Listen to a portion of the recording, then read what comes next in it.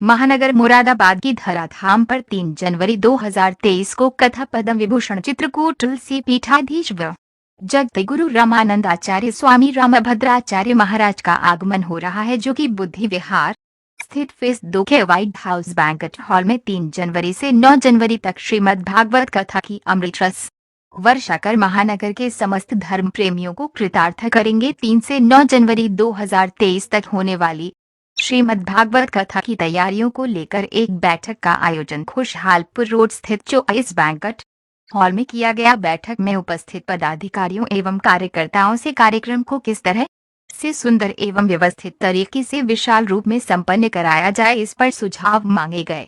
उपस्थित पदाधिकारियों एवं कार्यकर्ताओं द्वारा कार्यक्रम को सफल बनाने के लिए अनेकों सुझाव दिए गए, जिनमें कुछ सुझाव ऐसे थे जिनको सूची में लिखकर उन पर अमल किए जाने की बात कही गई। हरे कृष्ण सेवा न्यास समिति के अध्यक्ष के सौजन्य से 7 दिवसीय श्रीमद् भागवत कथा की अमृत वर्षा का आयोजन किया जा रहा है। बैठक में मुख्य रूप से प्रदीप शर्मा, कथा व्यास, व्योम त्रिपाठी, गयानेन्द्र देव शर्मा, मनुस्मृति आदि सहित बड़ी संख्या में धर्म प्रेमी उपस्थित रहे।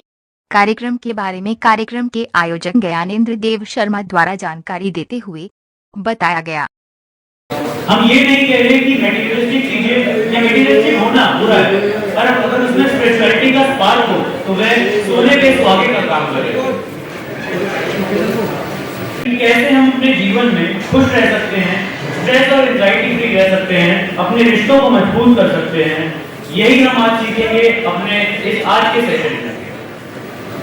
मूल्य है, जो वैल्यूज है, उनको साथ में लेकर के चलना चाहिए। इसी के साथ मैं टॉपिक को एंड करता हूँ। Thank you. कहीं ना कहीं छूट गई है। सबके पास अपना अपना फोन है, दिखाइए सब अपना अपना स्मार्टफोन, सब दिखाइए ऊपर करके, सब दिखाइए अपना अपना फोन। इस फोन में बहुत सारी एप्स हैं, एप्स हैं सबके फोन में। Yes, next slide. लेकिन कौन सी एक ऐप है जो अभी भी हमारे पास नहीं है और जिसकी हम सबको जरूरत है? वो ऐप हम सब लोग ढूंढ रहे हैं, लेकिन हम लोगों को कहीं मिल नहीं पा रही है। ना ही वो ऐप स्टोर पर है, ना ही वो गूगल ने बनाया है। वो आखिर कौन सी ऐप है? तो वो ऐप है एप्स फ्रॉम भगवत गीता। तो आज हम ताली बजाते रहिएगा क्योंकि इसमें पैसे नहीं लगते हैं, ठीक है? तो आज हम लोग डिस्कस करने जा रहे हैं live apps from Bhagavad Gita. आज है संडे का दिन, और संडे का दिन लोग पीवीआर जाते हैं, वेव जाते हैं, मूवीज देखने जाते हैं, बाहर घूमने जाते हैं, मरीन ड्राइव पर जाते हैं। लेकिन आप सब यहाँ पर आए हैं, तो आए हैं इसके लिए आप सबका बहुत बहुत धन्यवाद। इसलिए एक बार अपने लिए जोर से तालियां बजाइए, अपने लिए बहुत बहुत धन्यवाद। देखिए, भारत एक ऐसा देश है, पीछे बच्चों, भारत एक ऐसा देश है जहां पर हमारी संस्कृति, हमारी भाषा, ये बहुत ही सुंदर भाषा है। आप में से पता है किसी को आइसक्रीम को संस्कृत में क्या कहते हैं? आइसक्रीम को संस्कृत में एक प्रभु जी बता रहे हैं हिम क्रीम। क्रीम तो इंग्लिश शब्द है। आइसक्रीम को क्या कहते हैं संस्कृत में? किसको पता है? प्रधानाचार्य भी हमारे बीच में। आइसक्रीम को क्या कहते हैं संस्कृत में? प्रॉक्टर साहब भी आने वाले थे, कोई प्रॉक्टर आने वाले थे, रास्ते में होंगे। आइसक्रीम को संस्कृत में कहते हैं दुग्ध शर्करा युक्त हिम गलगोल लड्डू। तो अगर किसी को बोलना है कि मैंगो फ्लेवर का आइसक्रीम लेकर के आइए, तो क्या बोलेगा? आम्र दुग्ध शर्करा युक्त हिम गलगोल लड्डू आनया। कितना सुंदर लग रहा है। ऐसा लग रहा है कि कोई मंत्र पढ़े जा रहे हैं।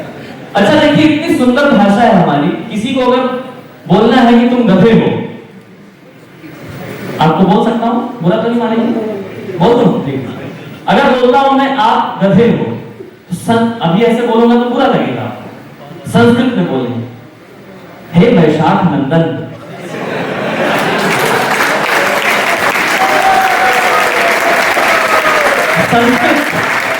संस्कृत में गधे को क्या बोला जाता है? वैशाख नंदन। आप वैशाख नंदन हैं, तो सुन करके आपको अच्छा लगेगा, बुरा लगेगा?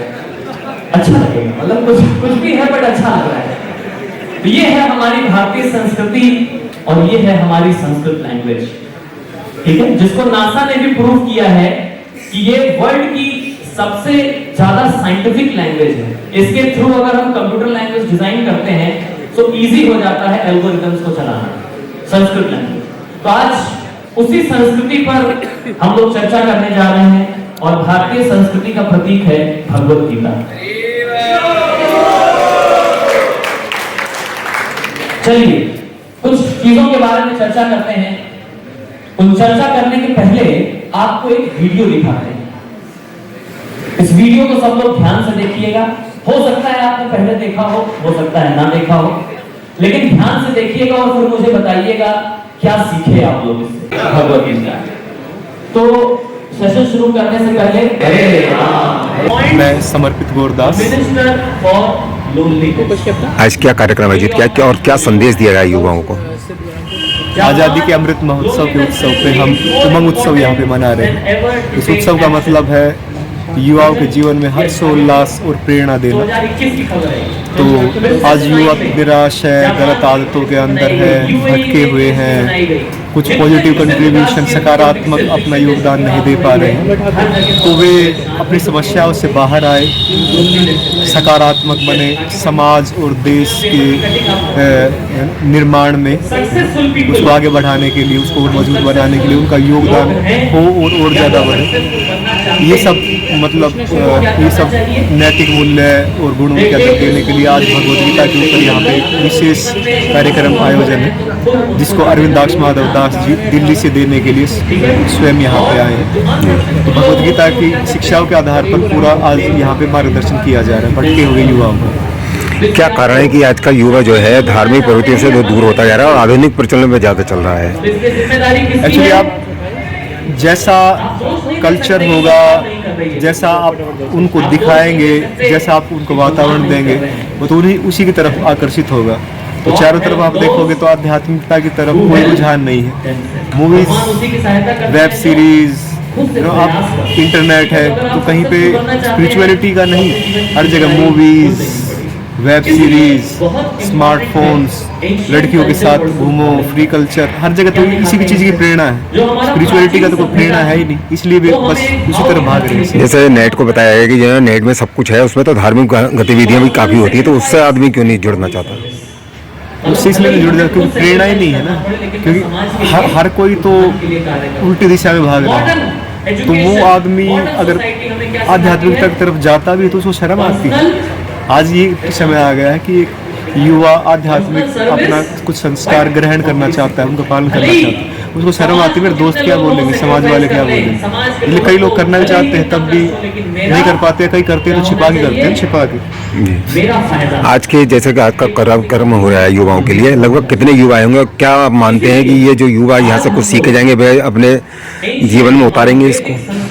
हमने यहाँ पे 500 युवाओं के लिए आज पूरा व्यवस्था है आए हुए हैं, और सीखने के लिए यही है कि एक तो स्ट्रेस डिप्रेशन में बहुत ज़्यादा यूथ है क्योंकि अपने बारे में ज़्यादा सोचते हैं। जो लोग सेल्फ सेंटर्ड होते हैं, साइकोलॉजिस्ट ऐसे बताते हैं, उनका डिप्रेशन और स्ट्रेस में आने का चांस ज़्यादा रहता है। तो आप देखो लगभग हर तीसरा युवक आज स्ट्रेस डिप्रेशन में।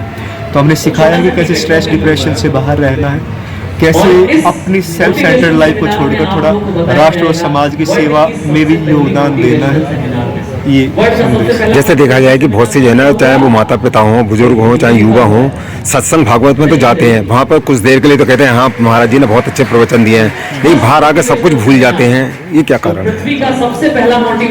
एक्चुअली हमारा जो तरीका है लोग भक्ति से जोड़ने का या भगवान की शिक्षाओं से जोड़ने का, भगवद गीता की शिक्षा जोड़ने का, वो ये कि हम इनवाइट करते हैं सबको, वो प्रवचन में बैठते हैं, लेकिन वही ख़त्म नहीं होता। हम उनको बाद में भी इनवाइट करते हैं, उनसे पर्सनली मिलते हैं, उनकी जीवन की समस्याओं का हम सुनते हैं, हम उनकी लाइफ में पर्सनल इंटरेस्ट लेके उनको उनकी समस्याओं के समाधान भी बताते हैं, उनसे आध्यात्मिकता का पालन भी करवाते हैं। तो ये मुश्किल थोड़ा इसलिए है क्योंकि इसमें ये टाइम टेकिंग है, हर आदमी के ऊपर पर्सनल काम करना। तो पर्सनल जब काम होगा, पर्सनल इंटरेस्ट लिया जाएगा हर आदमी, तभी आप उससे पालन करवा सकते। बस एक प्रवचन में बिठा के बस चले गए तो इससे बदलाव नहीं आ सकता। जैसे कहा जाता है कि माता जो है प्रथम गुरु होती है। जब माता ही आपकी जो है ना सभ्य नहीं है तो क्या कहेंगे, माताओं के लिए क्या संदेश देना चाहेंगे? एक्चुअली जैसा कि मैं पहले बताया कि जैसा समाज होगा, जैसा आप हर बच्चा बचपन से मूवीज देखना शुरू कर रहा है। अब मूवीज में आप उसको क्या बनना सिखाओगे वो वही तो बनेगा। तो माताएं पहले थी, माताएं अभी भी हैं। पहले संस्कार अच्छे थे, पहले संदेश अच्छा था, व्यवहार अच्छा था, माता पिता के द्वारा जो उनको ट्रेनिंग दिया जाता था वो सब था। आज वो नहीं है। तो फिर जैसा पश्चिम सभ्यता वेस्टर्न कल्चर में आजकल की माताएं लड़कियां मूवीज में देखती है वही में भी करने का प्रयास कर रही है, वैसे कपड़े, वैसा दिनचर्या, लाइफस्टाइल। तो अगर इस कल्चर को ठीक किया जाए, मूवीज को, वेब सीरीज को, टीवी पे क्या देखते हैं और उस चीज को करेक्ट किया जाए तो सभी के जीवन में बदलाव आया जा सकता। क्या संदेश देना चाहेंगे आप अपनी तरफ से युवाओं को? मैं संदेश देना चाहता हूँ कि युवा आज नशे की तरफ जा रहा है। आजकल गैम्बलिंग करना भी इतना आसान हो गया है, ड्रीम 11 इतने सारे फ्री में आप जुआ खेल सकते हैं इतने आसानी से। लड़की के पीछे भाग रही, सबके पीछे खुशी के लिए भाग रहे हैं। लेकिन आप देखेंगे इन सबको हासिल करने के बाद भी खुश नहीं है, संतुष्ट नहीं है, मन की शांति नहीं है, भटका हुआ है, निराश है। अब भी कुछ खाली, अब भी कुछ कमी महसूस होती है। तो उसकी खुशी की तलाश, उसको संतुष्टि और उसकी शांति उसको तब मिलेगी जब भगवान कृष्ण की भगवद गीता में दी गई शिक्षाओं का पालन करेगा, जब वो साधु संग करेगा। जब कलयुग में भगवान का नाम बताया गया है तो भगवान के नाम का जब वो जप करेगा तो ये, और साथ ही ऐसा नहीं कि पढ़ाई नहीं करना, बहुत अच्छे से पढ़ाई करो, फर्स्ट ग्रेड लेके आओ, अच्छी कंपनियों में आप नौकरी करो, पैसा कमाओ, अपने घर बार, अपने देश का को आप आगे बढ़ाओ, चलाओ। लेकिन साथ साथ आध्यात्मिक मूल्य होने भी जरूरी है। आध्यात्मिक मूल्य नहीं है तो सब कुछ जीरो हो जाएगा। क्राइम आजकल कितना ज्यादा हो रहा है। एक बच्चा अच्छे से पढ़ा लिखा है लेकिन उसकी इंद्रियों पे संयम नहीं है, अपने क्रोध पे संयम नहीं है, तो सब कुछ बड़ा बड़ा करने के बाद कुछ ऐसा काम कर दिया तो पूरा जीवन बर्बाद। तो साथ में ज़्यादा नहीं तो युवाओं को 15, 20, 30 मिनट उसको भगवद गीता पढ़ना चाहिए और भगवान के नाम का मेडिटेशन करना चाहिए। मैं संदेश देना चाहता हूँ। इसके लिए क्या कहेंगे? पहले स्कूल कॉलेजों में पाठ्यक्रम जो है क्या नाम महापुरुषों के ऊपर आधारित होते थे, अब पूरा ही पाठ्यक्रम बदल दिया गया है। इससे बच्चों में यद यद आचरति श्रेष्ठा तत् एव तरो जना सायत प्रमाणम कुरुते योगस्तत् अनुवर्तत। भगवान कहते हैं लीडर्स जैसा आचरण करेंगे, लीडर्स जैसा एग्जाम्पल सेट करेंगे, कॉमन आदमी उसको फॉलो करेगा। तो बड़े बड़े आदमी जो बनाएंगे कॉन्स्टिट्यूशन, क्योंकि तो लीडर्स के हाथ में है ना कि सिलेबस में क्या जाएंगे। तो सबसे पहले लीडर्स को इन सब चीज़ों से जुड़ना चाहिए, बड़े लोगों को, नेताओं को, अभिनेताओं को, ब्यूरोक्रेट्स, अधिकारियों को जुड़ना चाहिए। तब पूरा पब्लिक उनको जीवन को देखेगी कि भाई हमारे अधिकारी, हमारे नेता सब पालन कर रहे हैं, तो आम जनता पालन करेगी। तो सबसे पहले बड़े बड़े नेताओं को, अधिकारियों को, माता पिता को पालन करना चाहिए। और फिर जैसे कि आपने बताया पाठ्यक्रम में डालना चाहिए। अब सब कुछ तो हटा दिया, ना को पालन कर रहा ना पाठ्यक्रम में, तो बच्चा तो भटकेगा है ना।